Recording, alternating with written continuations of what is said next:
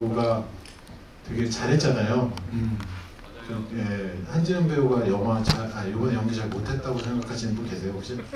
아니 아무리 계신다고 해도 그거를 사실 이 자리에서 말씀하시기는 말씀을 되게 편안하게 얘기하는 거라서 편안하게 말씀하실 수도 있기 때문에 네. 어쨌든 그렇게 영화에 대해서 이런저런 얘기를 좀 나눠 보는 시간으로 가졌습니다. 근데 성민 씨도 영화 보셨죠? 근데 저는 사실 한 번 미리 봤고 오늘 두 번째로 봤는데 오늘 더 감정의 여운이 큰 것 같아요. 뭐 제가 영화를 잘 모릅니다만 여기 계신 분들 그래도 눈이 촉촉하게 젖어 계신 분이 많은데 네. 맑으세요 눈이. 아니 저도 눈물이 약간 안구 건조증이 있어서 그런데 눈물 흘렸었어요. 예, 제가 확실히 말씀드리죠. 그래서 그냥 어떻게 보면은 네. 저희가 초대를 하고 영화를 만드는 사람들의 영화에 대한 이야기도 있겠지만 예. 어쨌든 일반 관객으로서 아. 우리 영화가 어떻게 보여졌는지 어떻게 느껴졌는지 얘기해 주시는 것도 좋을 것 같아가지고. 제가요? 예.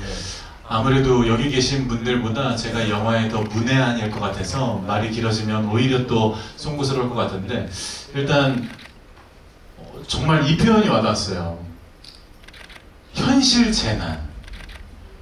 정말 현실적이었고 저도 이제 아내랑 10년간 연애를 하고 결혼을 했는데 한 7년쯤 교제를 했을 때 현실적인 이유로 이별을 했었거든요. 그래서 제가 이제 취업이 안 되는 상황이었고 근데 우리 우정이는 현실적인 어떤 유혹도 있었고 하지만 계속 선우를 지켜주잖아요. 근데 제 아내는 다른 남자를 만났었거든요. 그런 부분은 약간 현실과 괴리가 있었던 것 같은데 저를 비춰봤을 때 현실과 괴리일 수도 있고 만약 사람의 차이일 수도 있고 그죠? 제 아내한테 죄송하네요. 아니 다른 분 만나보고 아니다 싶어서 오신 거 아니에요? 비교 우위를 제가 그 당시에 다시 JTBC 아나운서가 되고 나서 가장 먼저 전화드린 건 어머니였고 그 다음으로 전화했던 게 제 아내였습니다. 현재 남자친구가 있느냐? 있다. 근데 내가 취업하면 꼭 너한테 다시 고백하고 싶었다. 예. 박수. 감사합니다. 예. 근데 이제 제 말이 너무 길어서 죄송합니다. 그래요? 근데 이제 그때 아내가 굉장히 현명하다고 생각했던 게 이제 장성규란 사람은 방송인이 됐고 또 젊고 아름답고 현명한 분을 만날 수 있는 환경이 됐으니까 1년 동안 만날 수 있는 분들을 다 만나보고 그리고도 자기가 생각나면 다시 전화 줄 수 있겠냐. 멋있네요. 예, 그래서 알겠다. 그 다음 주부터 제가 이제 클럽도 다니기 시작하고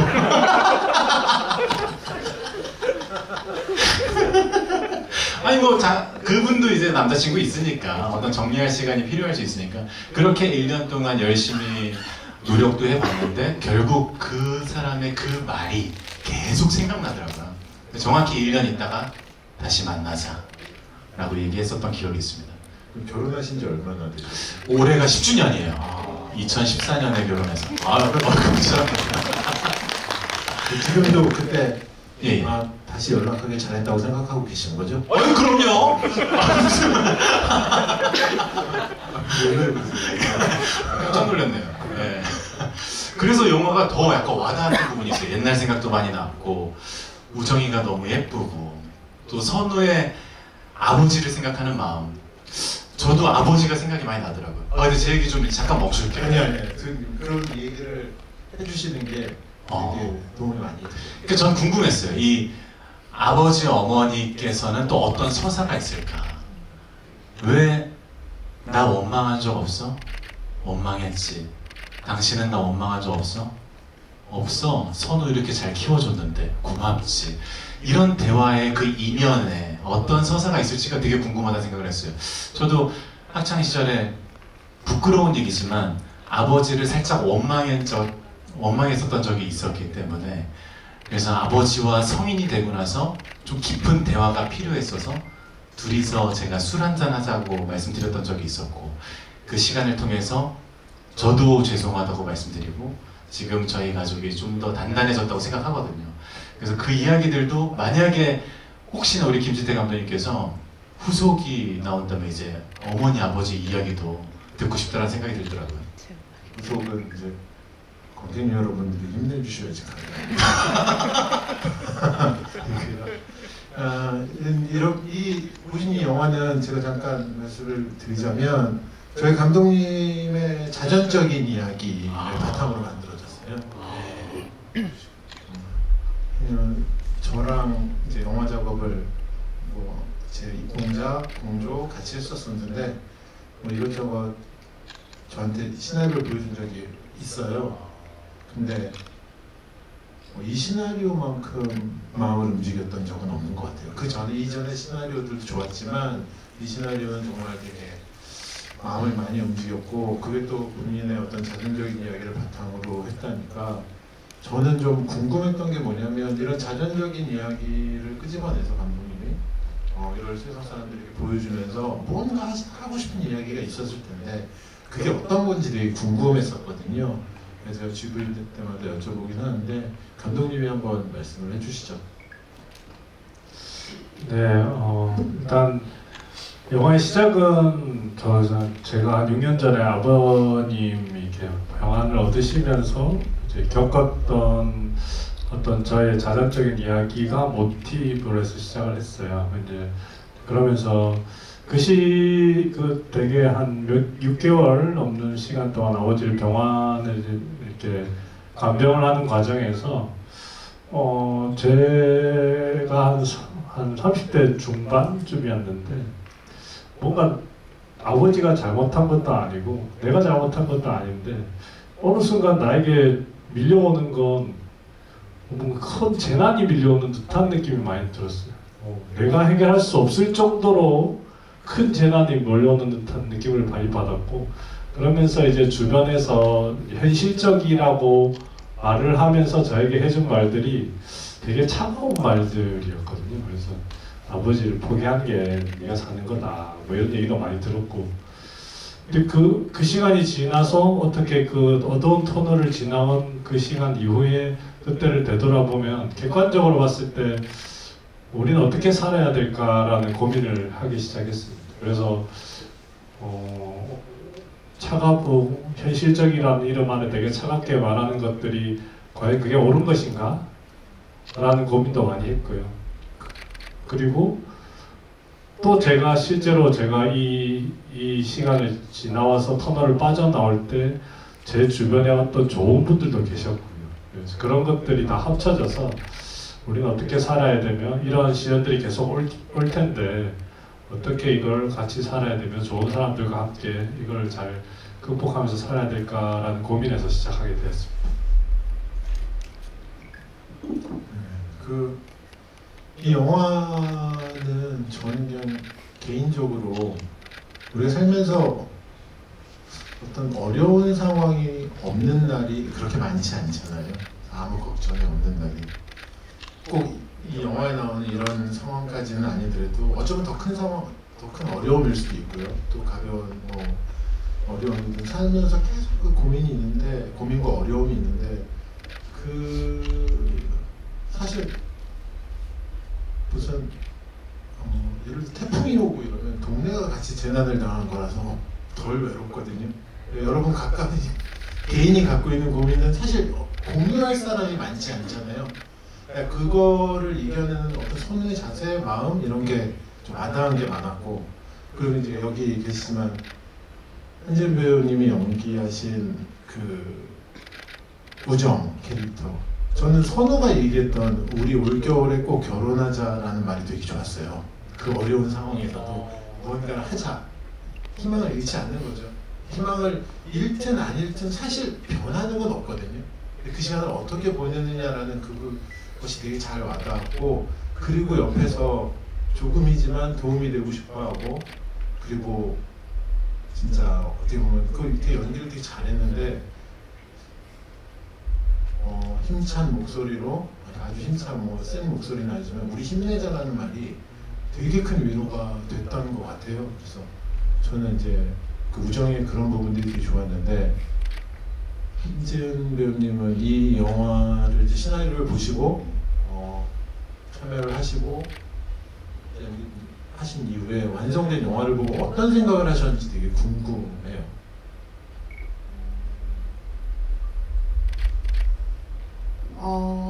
일단 시나리오를 되게 저도 공감하고 되게 빠르게 봤던 것 같아요.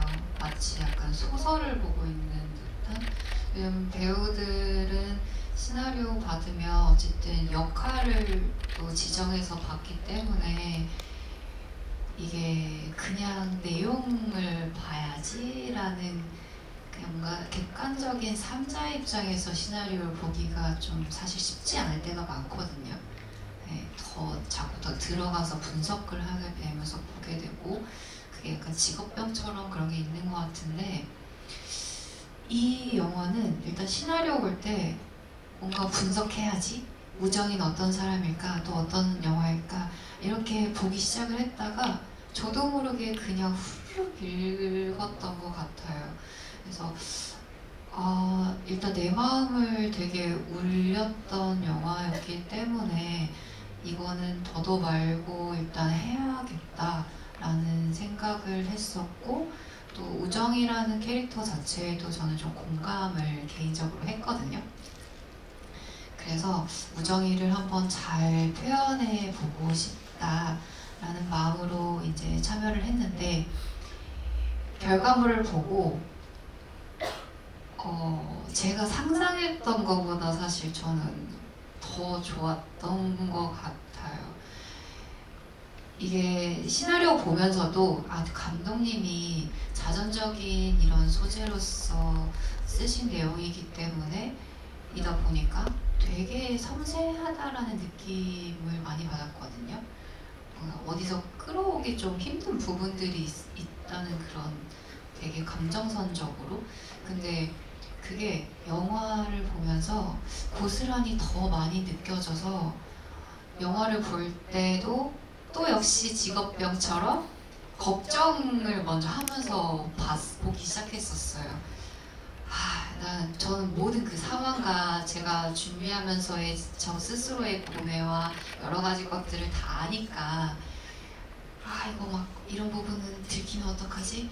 이런 부분은 어떻게 나왔을까? 어떻게 표현이 됐을까? 막 이런 것들을 또 분석하려는 마음으로 보기 시작했는데, 중간부터 어느 순간은 그냥 정말 관객처럼 울고 웃으면서 보고 있던 저를 발견했거든요. 그래서 그런 부분이 진짜 감독님이 섬세하게 잘 만드셨구나 라는 생각을 하게 했습니다. 고뇌 되게 고스런 단어였던 것 같아요. 그럼요. 고뇌하는 사람이에요. 근데 그 편한 자리라고 그러지 않았나요? 고뇌라는 단어는 사실 편한 자리에서 나오기 쉽지 않은 단어인데, 네, 되게 수준 있는 말씀을 또. 되게 고뇌 때문에 되게 와닿았다. 혹시 성규 씨는 영화 두 번 보셨잖아요. 예, 맞아요. 좀 인상적이었거나 기억에 남는 장면들 뭐 있어요? 근데 장면들, 저는 왜 이렇게 우정이를 보면서 느껴지는 부분들도 있으면서 왜 이렇게 아버지가 생각이 나는지 모르겠어요. 그러니까 요양병원에 모시려다가 딱 차에 탔는데 아버지가 고쳐놓으신 창문. 그래서 저는 그 장면에서 약간 뭔가 올라오면서 아버지께 제가 원망하는 마음을 표현했었는데, 그때 아버지께서 저한테 너도 나중에 아빠를 이해하게 될 거다 라는 말씀을 하셨는데, 돌이켜보니까 어린 시절 저를 데리고 야구장에 가셨던, 극장에 가서 극장 앞에 천호시장에 있는 우묵가사리? 뭐죠 그거? 흰 국물에 우묵 있는 거 있잖아요. 어묵 말고 우묵가사리 맞죠? 우묵가사리를 담백하게 먹었던 기억, 아버지랑 달리기 시합했던 기억, 저에게 너무나 많은 좋은 추억들을 선물해 주셨는데, 제가 어느 순간 머리가 컸다고 아빠가 소홀했던 부분에 방점을 두고 생각했던 시간들이 너무 죄송하다는 생각이 좀 들었던 것 같고, 그래서 뭔가 이 영화를 통해서 제 아내와의 연애 시절과 더불어 부모님에 대한 생각을 할 수 있었던 지점들을 선물해 주셔서 거기에 대한 감사한 마음이 또 들었던 것 같아요. 방금 해주신 말씀은 제작한 저도 되게 좀 기분이 좋은데 감독님께서 되게 기분이 좋게 들으실 수 있는 거 아닌 것 같아요. 영화를 보고 감독님께서는 조금 좀 특별히 애착이 가는 장면이나 어떤 장면을 이렇게 좀 잘 봐주셨으면 좋겠다, 관객분들한테 설명드리고 싶은 부분이 있나요? 네, 제가 좋았던 장면의 여러분들이 좋아하셨을지는 모르겠는데요. 일단 저도 이렇게 주변에 이렇게 어떤 장면이 좋았냐 이렇게 물어봤을 때는 아까 말씀하신 그 장면도 많이 얘기를 해주시고, 그 다음에 그 컵 장면도 되게 얘기 많이 해주시더라고요. 예.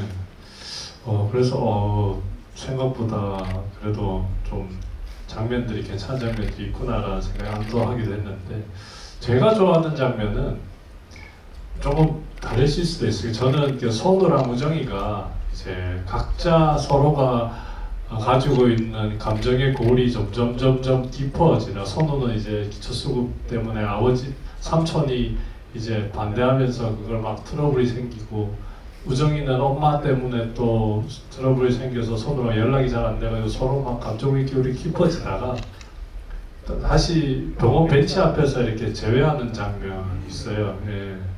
그 장면에서 둘이 다시 만나가지고 이렇게 얘기를 하는 장면인데, 그 장면이 그냥 이렇게 서로 두 배우분들의 연기도 너무 좋고, 그 다음에 감정성도 너무 좋고, 그래가지고 거의 두 사람이 하는 그 서로가 다 이해가 되기 시작하니까, 사실 그 장면을 제가 막 울려고 만든 장면도 아니거든요. 근데 그 장면 볼 때 저도 모르게 막 눈시울이 붉어졌던 기억이 있어서, 그래서 저만 그런가 싶어서 우리 편집하는 편집실에 있는 직원이 이제 그 장면을 편집하면서 한 수십 번 봤을 건데, 극장에서 이제 처음으로 큰 상영관에서 그 장면을 보고 나오면서 그 장면에서 자기가 울었다고 얘기하더라고요. 그래서 그 장면이 참 배우분들의 연기가 너무너무 좋구나 라는 생각을 하면서 오히려 그 장면이 참 저한테는 좀 깊이 와닿는 장면이 아닌가 싶기도 합니다.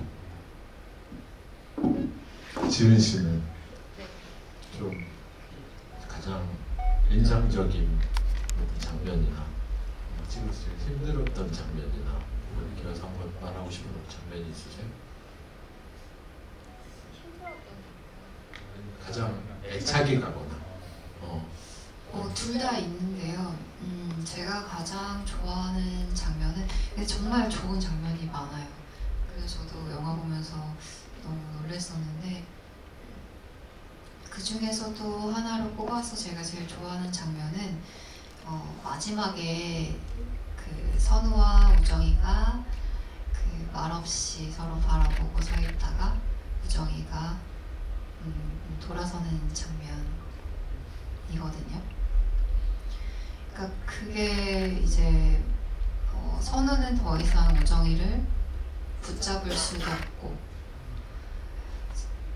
우정이 역시 선우를 어떻게 할 수 없는, 이 두 사람의 그동안에 쌓여온 모든 이 과정이 그 말 한마디 없는 그 장면으로 다 함축적으로 표현해주는 게 아닐까라는 생각에 그 장면을 되게 좋아하고, 그리고 저는 우리 영화가 뭐 결혼, 뭐 가족관계 이렇게 전반적인 좀 작은 틀 안에서의 함축적으로 들어있는 그 소재를 다룬 영화이긴 하지만, 비단 이게 꼭 사랑과 가정 안에서의 이야기만은 아니라고 저는 사실 생각했어요. 그냥 누구나가 다 어떠한 관계에서 다 느낄 수 있는 이상과 현실에서 느끼는 그 갭의 힘듦, 이게 다 내포하고 있는 영화라고 생각을 했거든요. 그게 나 혼자만의 싸움일 수도 있죠. 누군가의 꼭 관계 안에서가 아니라. 그러한 것들이 이 장면으로 하나로 다 표현해 준다고 저 느껴서 이 장면을 굉장히 좋아하는 걸로 굳이 하나를 뽑을 수 있고요. 가장 힘들었던 장면도 있는데 감독님이 가장 애착한다고 하셨던 벤치에서 그 싸우는 그 장면.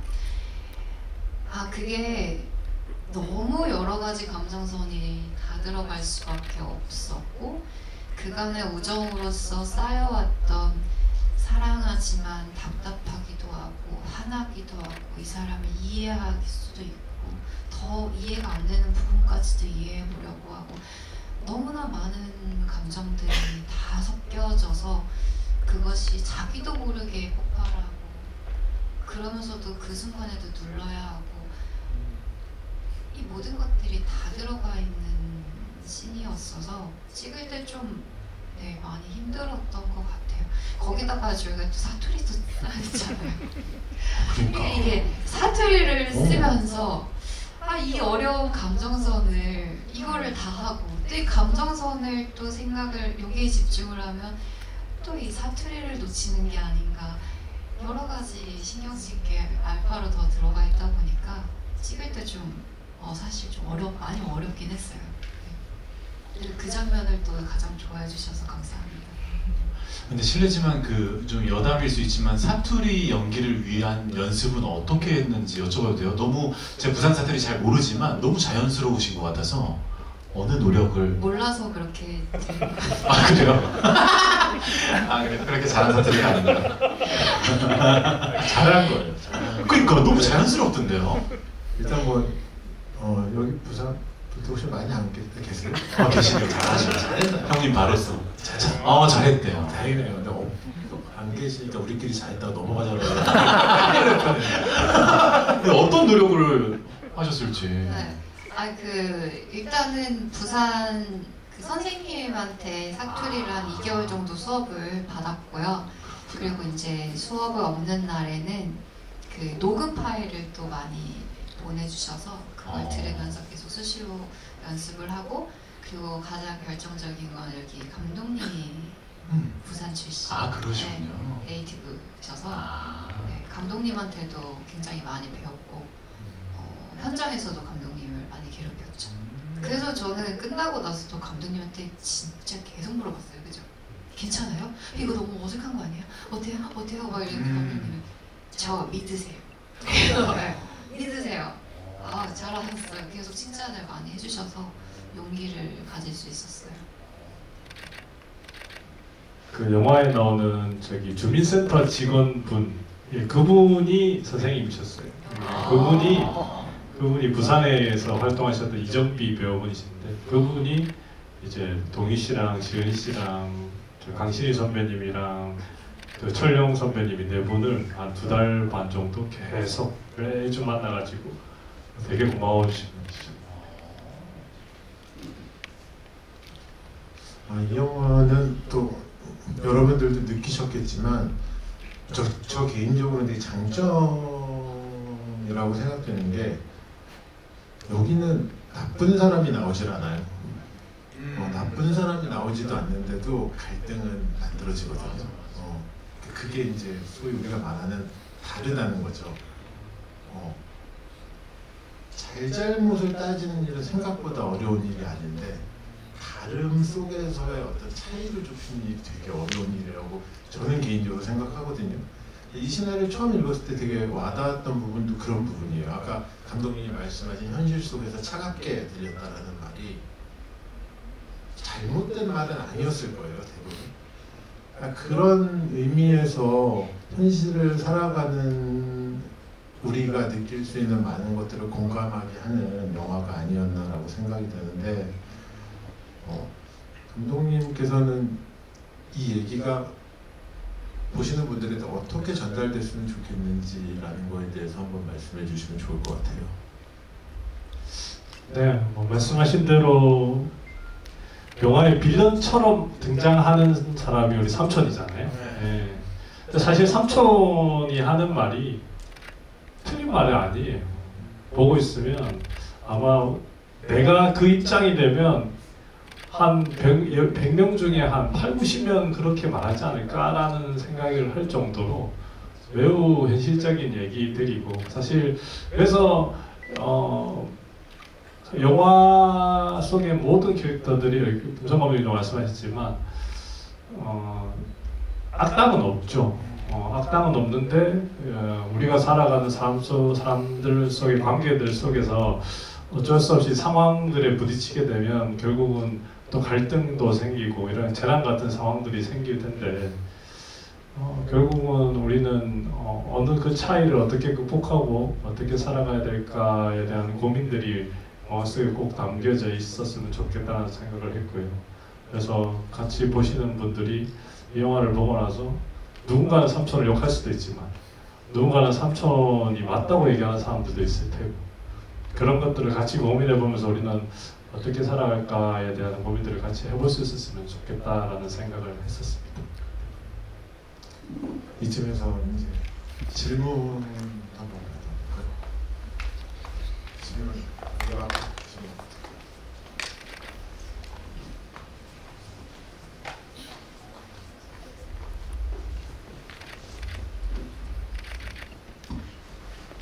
먼저 영화 농장이 굉장히 좋았습니다. 제가 여쭤보고 싶은 거는 우정이가 선우가 그 벤치 보자고 했을 때, 연습실에서 처음 딱 보자고 했을 때 돈을 되게 살포시 빌려주잖아요.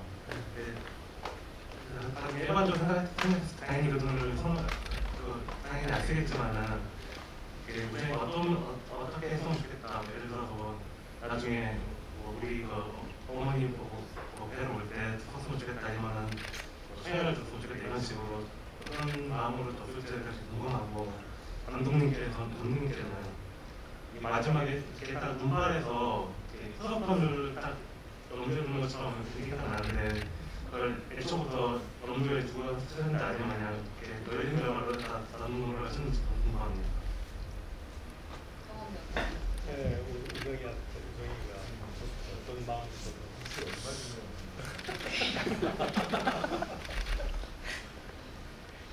일단은 제가 우정이로 연기할 때는 사실 명확했어요. 그냥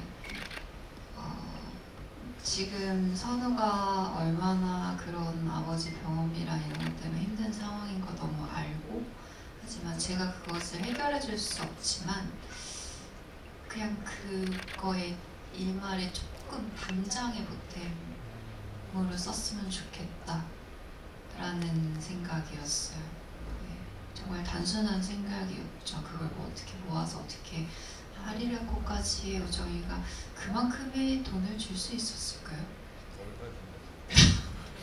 그래서 뭐 우정이가 거기서 줬다고 한들 그 병원비에 뭐 크게 보태면 안 됐겠죠. 그럼에도 불구하고 우정이가 줄 수 있었던 선우에게 할 수 있는 자기진의 최대치를 아마 맞아요. 힘내라는 용기를 위해서 그렇지 않았을까. 네, 그냥 거의 뭐 그걸 어디다 써, 뭐 이렇게 했으면 좋겠다, 공적인 바람이 아니라 이 사람이 이거로 인해서 내가 너의 옆에서 힘이 돼줄게, 너 혼자 아니야, 우리 함께 가자, 내가 옆에서 조금이라도 보탬이 되어주는 사람이 될게 라는 그냥 마음을 저는 더 준 것 같아요.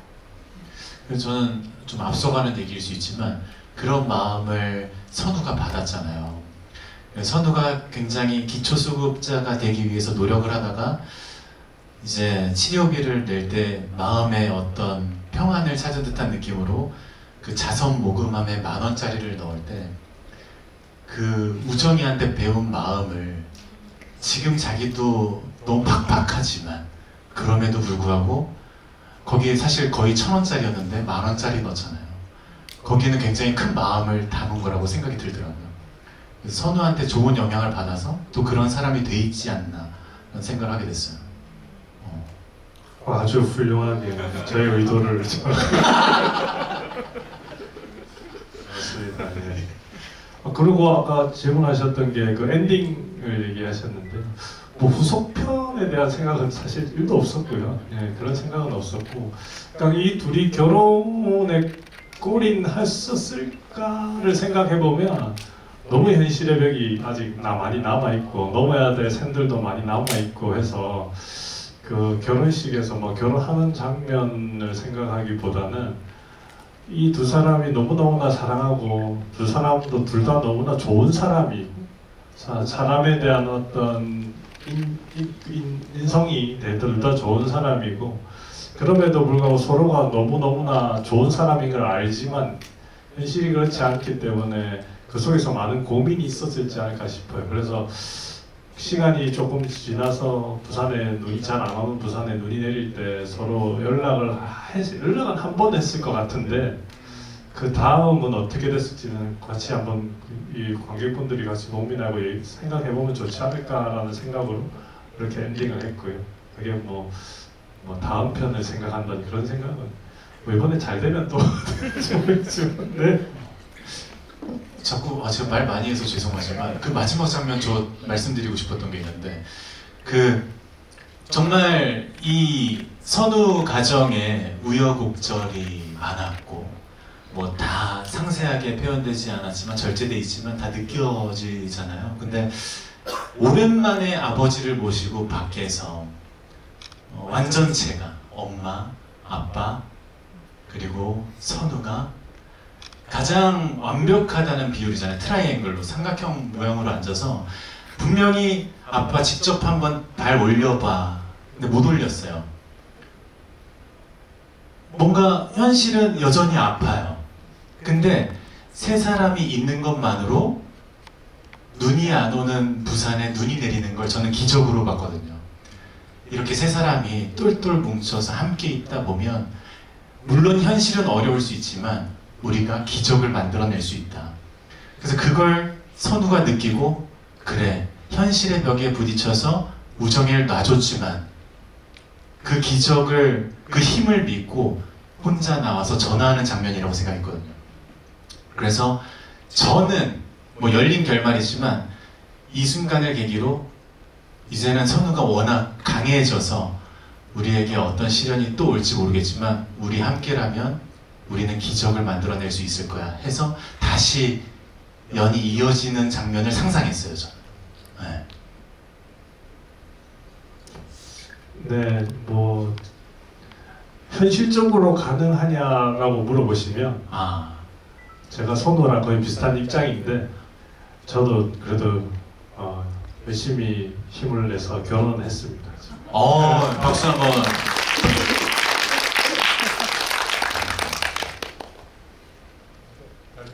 혹시 또 아까 질문 가장 먼저 들어주셔서 우리 두 번째 줄에 마스크 하신 관객분.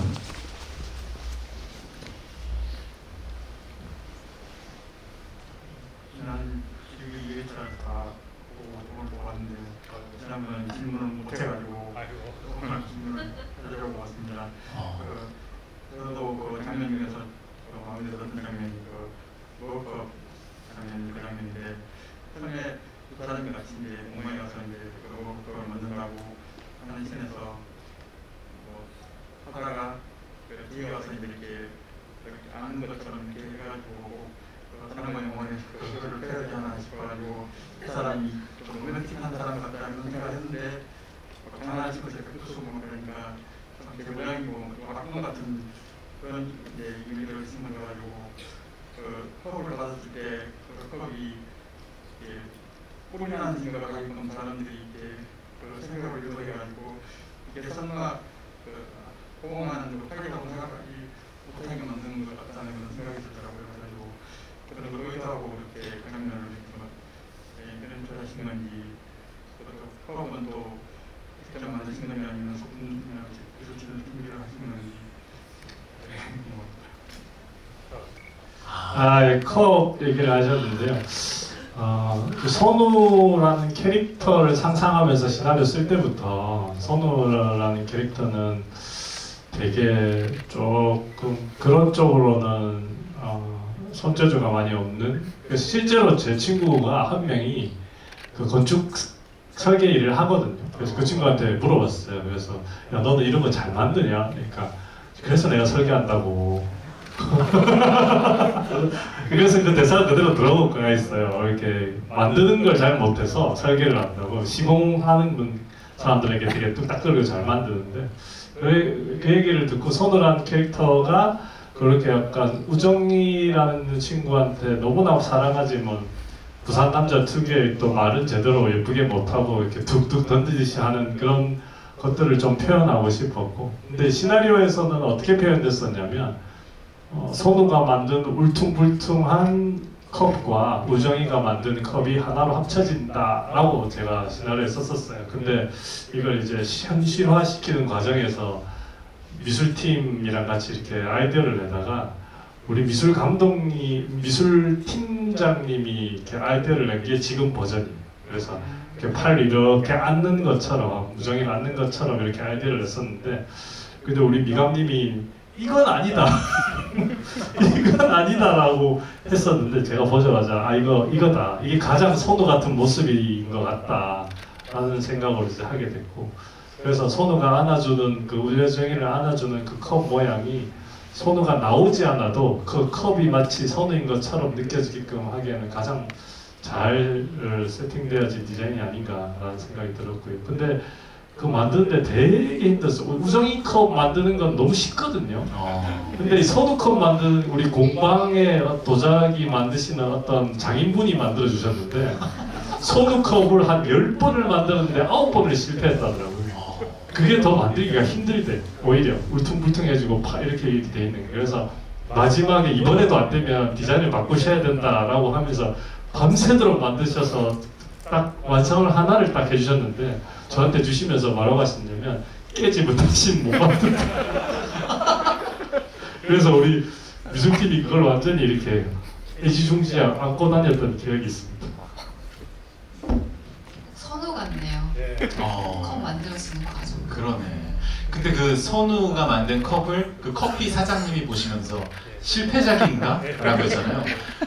우정 입장에서는 약간 발끈할 수 있는 포인트였을 것 같고, 근데 현실적으로 우리 지은 배우께서 뭐 여성분들마다 다르실 수 있겠지만 그런 현실 속에 그 카페 사장님 멋지시잖아요.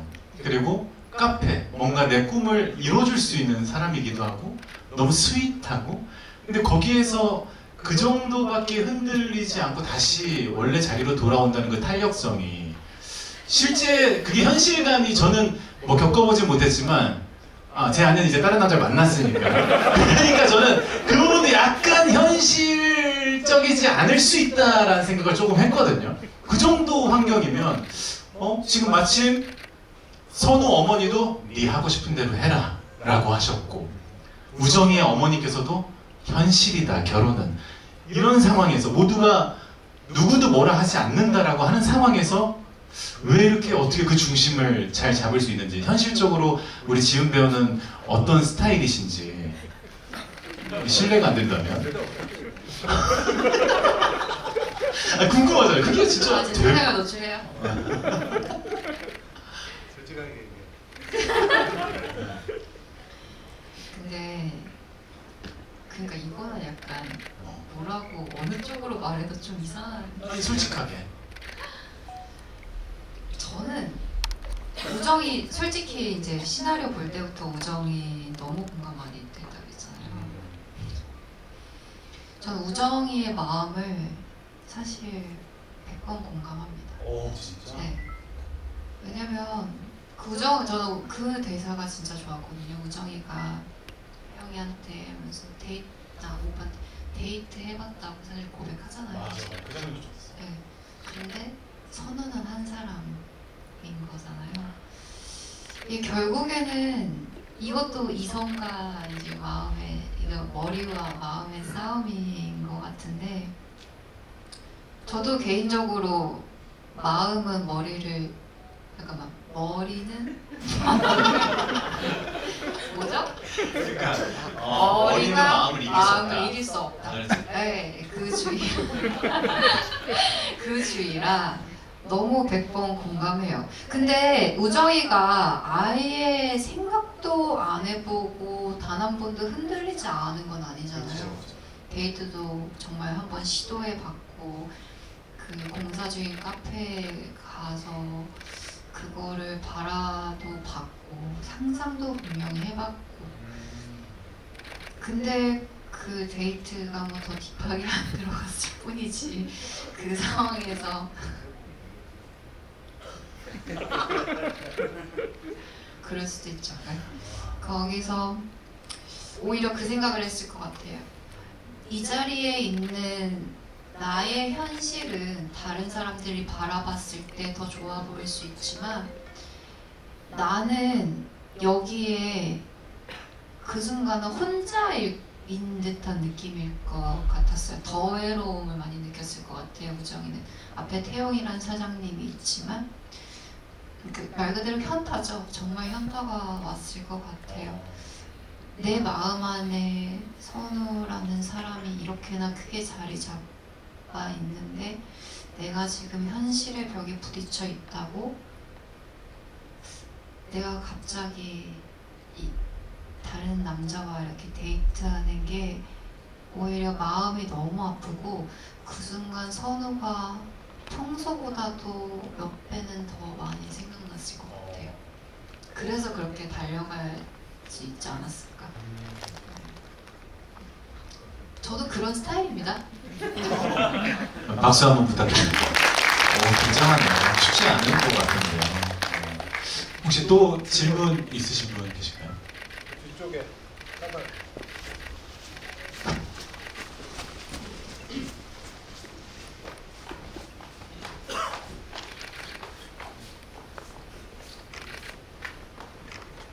그 감독님한테 조금 날카로운 질문이라서 죄송하긴 한데 마지막에 그 약간 반전처럼 그 자세한 사항을 알려주잖아요.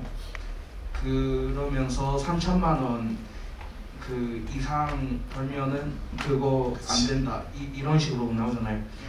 근데 그거를 미리 알아볼 수 있었잖아요. 핸드폰으로 인터넷에서. 네, 마지막에 그런 식으로 글쎄요. 그러니까 실제로 제가 저희 아버님의 기초수급을 만드는 과정에서 전 몰랐어요. 그래서 처음에 기초수급을 하면 이렇게 될 수 있다라는 얘기만 듣고 어떻게든 기초수급 만들려는 데만 혈안이 빠져가지고 그런 것까지 디테일하게 깊이를 알 수도 없었을 뿐더러 그런 정보 자체가 되게 그런 상황도 아니었던 것 같고 그래서 선우라는 캐릭터를 막 이렇게 하는 과정에서도 그렇게까지 알 수 있었을까? 뭐 극적으로 조금 더 영화적으로 만든 건 맞아요. 네, 그건 맞으나 그렇게까지 할 수 있었을까를 생각해 본다면 저런 상황이 쉽지 않았을 것 같다라는 생각도 좀 들고요. 그래서 실제로 그 마지막 기초수급이 어떤 부양 의무자라는 규정이 제가 들었을 때도 숨이 탁 막히더라고요. 이거 어떻게 살지 앞으로 그런 생각도 좀 들었어. 지금 영화 마지막에 보면 크레딧 마지막에도 나오지만 지금 그 기초수급 부양 의무자 제도가 지금은 조금 완화된 상태이긴 합니다. 그런데 아직도 의료급여에 관한 부분은 영화 수준보다 조금 영화에서는 한 월 250만 원 정도인데 지금 한 300만 원 정도 수준으로 그대로 되고 있고요. 그래서 그런 부분은 정확하게 좀 영화 속에 정보를 전달해야 된다 싶어서 마지막에 이렇게 자막으로 처리를 했습니다. 자, 또 질문. 가운데 흰 옷 입으신 관객분. 네, 가운데 위에서 5번째 한가운데 계십니다. 근데 진짜 약간 경황이 없으면 판단력이 흐려지고 그죠? 그럴 때가 있을 것 같아요. 사실 조금 말씀해 주신 거랑 관계가 있을 수도 있는데 영화가 엔드 크레딧이 올라가다 끊겼거든요. 그래서 그 문구를 못 봤는데 어쨌든 흥미로웠던 거는 그 엔드 크레딧 폰트 자체가 우리가 흔히 영화에서 보던 폰트가 아니더라고요. 근데 그게 되게 이 영화의 감성을 잘 표현한다는 느낌을 받았어서 그 폰트에 관련된 비하인드가 있다면 좀 궁금하고요. 그 다음에 이 그 주인공이 하는 일이 건축 일이랑 그런 커피 관련된 일인데 그렇게 두 가지를 설정하신 어떤 배경이 궁금합니다. 예. 폰트는 실제로 말씀하신 게 우리 영화가 가지고 있는 톤이 너무 정자 같은 느낌은 아닌 듯한 느낌이 들었어요. 조금은 더 젊은 세대가 결혼을 하려고 하는 이야기 속에 조금 울퉁불퉁하고 약간은 좀 비정형화된 느낌이 더 잘 어울리겠다라는 생각이 들어서 조금 그런 식으로 만들었고요. 그 직업 구문에 관련해서는 선우라는 캐릭터가 결국은 이야기가 메인 플롯이 자기들 두 사람의 집을 꿈꾸지만 자기들 집이 아니라 아버지의 집 주소를 찾아가야 되는 이야기잖아요. 그래서 가장 상징적으로 미래를 꿈꾸는 우리 지금 세대는 가장 중요한 게 주거일 텐데 그와 가장 관련되어 있는 캐릭터를 설정하는 과정에서 선우는 건축일, 미래의 집을 만드는 일을 하는 젊은 세대면 가장 잘 어울릴 것 같다는 생각으로 시작했고요.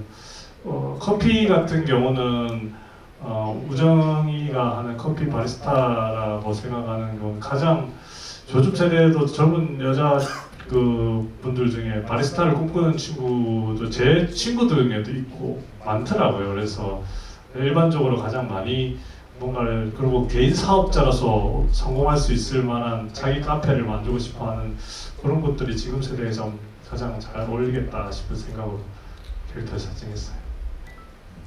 자, 이제 시간이 약 5분 정도 남았다고 들었는데 최대한 질문을 많이 소화해 보도록 하겠습니다. 이번에 또 가장 먼저 손 들어주세요. 모자 쓰신 우리 관객분. 네, 앞에서 하나, 둘, 셋, 네 번째 줄 가운데 계십니다. 네, 안녕하세요. 감독님 실제 경험을 바탕으로 만들었다고 해서 질문을 드려보는데요. 그 경비원 역으로 나왔던 유재명 배우였잖아요. 제 선우가 되게 힘든 상황에서 아버지의 그 주소지를 구하려는 상황에서 친구나 친지 아무한테도 누구에게나 도움을 청했겠지만 도움 못 받던 상황에서 그분이 선뜻 이제 도움을 주셨는데 그러한 분이 실제로 계셨을지가 좀 궁금하더라고요. 네, 그래서 질문 드려봅니다. 예, 일단은 영화와 제 경험이 완전히 일치하지는 않습니다. 예, 그걸 모티브로 이제 영화를 만드는 과정에서 영화적으로 많이 각색을 한 영화고요. 실제로 경비 아저씨 같은 분이 뭐 이렇게 도와주거나 그러진 않았어요. 근데 제가 실제로 이렇게 제 어려운 과정을 나오는 시간에 그 시간 동안 이 선우라는 캐릭터의 이름하고도 관련되어 있는 비하인드인데요. 제가 실제로 그 어두운 터널을 지나오는 시간의 마지막 끝에 저를 거의 구원의 손길로 저를 도와주셨던 분이 저의 아버지의 아주 오래된 친구분이신데 연락도 잘 안 돼 있던 친구분인데 그분이 어떻게 연락이 닿아서 그분이 도와주시면서 제가 그걸 빠져나왔거든요. 근데 그분의 성함이 선우세요. 네, 그래서 영화를 만들 때 주인공의 이름은 꼭 제가 선우라고 이름을 지어야겠다라는 생각으로 이렇게 선우를 이름을 지었습니다. 자, 다음 우리 세 번째 줄. 네, 안경에 흰 마스크 쓰신 분. 근데 지금 대부분 남성분들께서 질문을 많이 하시네요. 제 질문 한번. 여성분이시구나. 죄송합니다.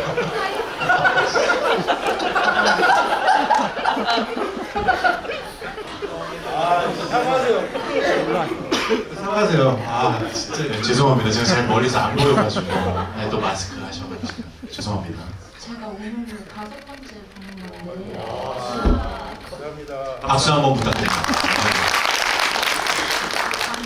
궁금한 점이 있어가지고 그 우정이가 취한 상대부터 후반에 그 왈츠 장면 연습하던 곳에 가서 선우랑 거기서 딱 만나잖아요. 살짝 싸운 상태에서.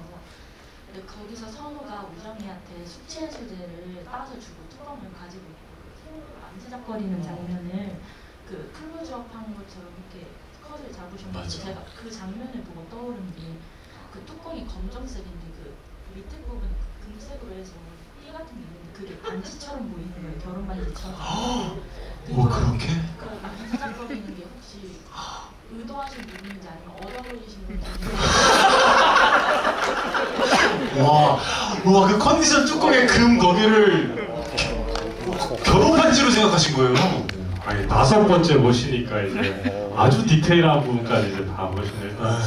그래서 제가 일단 그렇게까지 반지까지라고 제가 이렇게 설정하지는 않았던 것 같은데, 근데 그 뚜껑을 만지는 선우의 손을 그 우정이가 바라보는 그 장면은 되게 중요한 컷이긴 하죠. 이제 우정이라는 캐릭터가 자기한테 선물했던 그 컵을 안았던 그 컵, 그래서 우정이가 그 똑같은 방식으로 손을 안아주지 않습니까? 그래서 그런 것들의 의도는 되게 그 처음에 시작, 우정이가 선우가 되게 그 힘든 상황에서도 어떻게든 자기에게 뭐 상처를 주긴 했지만 그래도 자기가 그 우정이가 선우가 자기를 사랑하는 걸 잘 기억하고 잘 알고 있다는 그 표현의 시작은 거기가 맞고요.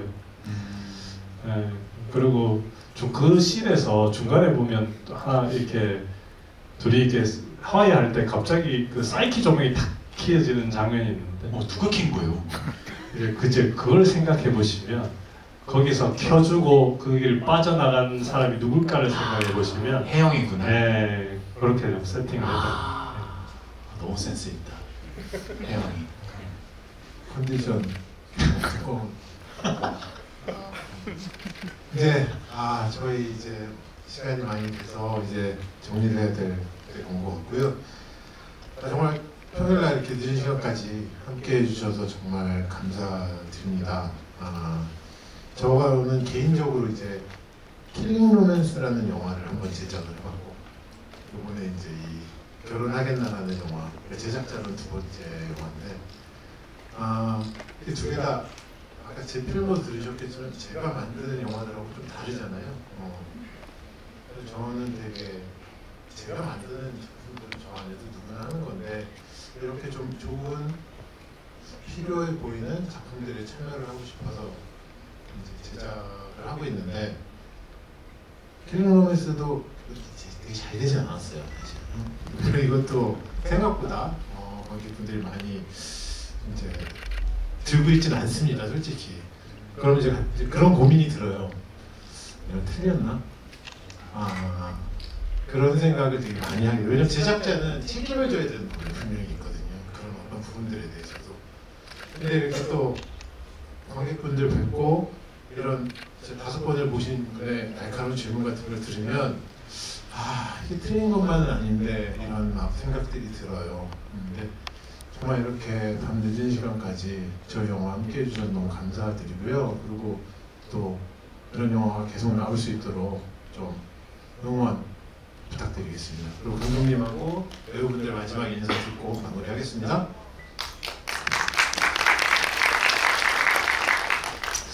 네, 결혼하겠나를 또 아까 5번 보신 분도 계시고 많이 봐주셔서 너무 감사드리고요. 저희도 2번 보신 분도 계시고 저희도 3번. 예. 최대한 뭐 입성은 저희가 뭐 배동처럼 이렇게 시작하자마자 막 이렇게 할 생각은 아니었습니다. 저희도 길게 많은 분들이 계속 입성을 사면서 좋은 영화라고 소문 좀 많이 내주시고 그래주시면 아마 연말에 크리스마스 때 또 우리 결혼하겠나를 보면서 또 지배할 수 있는 시간이 또 있지 않을까 그런 생각도 듭니다. 와주셔서 너무 감사드리고요. 많은 홍보 부탁드립니다. 네, 아까 좀 전에 김성우 감독님 말에 하나만 보태자면 감독님의 그런 고충과 고민은 우리 영화가 또 말해주지 않나. 우리 영화에 나쁜 사람이 없잖아요. 근데도 갈등이 있다고 아까 말한 것처럼 그냥 다 다른 거잖아요. 그래서 그런 것도 감독님이 틀린 게 아니라 좀 다른 거고 감독님처럼 어떤 사람들이 안 보면 틀린 걸 수도 있어요. 그럴 수도 있지. 근데 저처럼 연기를 하는 배우의 입장에서는 이게 또 그냥 철없고 뭐 세상 모르는 이야기일 수도 있지만 감독님처럼 이런 작은 영화들 그리고 새로운 영화들에 대해서 이렇게 도전을 해주시고 용기를 내주시는 거에 진짜 감사하거든요. 그래야 영화 시장이 점점 더 풍부해질 수밖에 없고, 네, 이렇게 또 우리 이런 작은 영화를 또 여러 번 봐주시는 또 이런 소소함을 알아주시는 이런 분들이 계시니까 또 너무 감사하고, 저 역시도 이런 걸로 힘이 납니다. 그래서 이럴 때마다 아, 연기하기를 잘했다. 뭐 꼭 대작 유명한 뭐 이런 작품들도 하면 너무 좋고 영광이죠. 근데 기본적으로 저는 시나리오 정말 웰메이드 작품을 참여했을 때가 그 어떠한 좋은 결과를 맞이했을 때보다도 더 제가 배우 인생에 나아가는데 동기부여가 되고 힘이 되는 것 같더라고요. 그래서 오늘 이렇게 귀한 시간 내주셔서 너무너무 감사하고요. 아까 감독님 말씀처럼 또 우리가 이렇게 잘 입소문 나서 잘 간 다음에 나중에 또 GV로 만나서 또 좋은 이야기 하는 시간이 꼭 있었으면 좋겠습니다. 이제 정말 추워지니까 감기 꼭 조심하시고 외투 꼭 잘 챙겨 다니시고요. 네, 오늘도 좋은 하루 마무리 되세요. 와주셔서 감사합니다. 네, 뭐 제가 끝인사를 드리는 것 자체도 굉장히 뭔가 좀 송구한 느낌이 있는데 일단 이렇게 귀한 자리에 초대해 주신 우리 지연 배우께 감사드리고 또 감독님도 허락해 주셔서 감사드리고 관계자분들께도 감사의 마음 드립니다.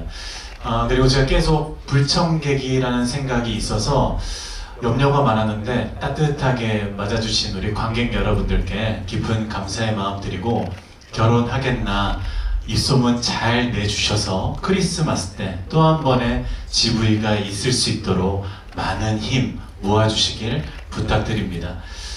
오늘 함께 해주셔서 감사합니다. 성규 씨도 너무 함께 해주셔서 감사하고. 저 개인적으로 성규 오빠가 예. GV가 처음이라고 그렇죠.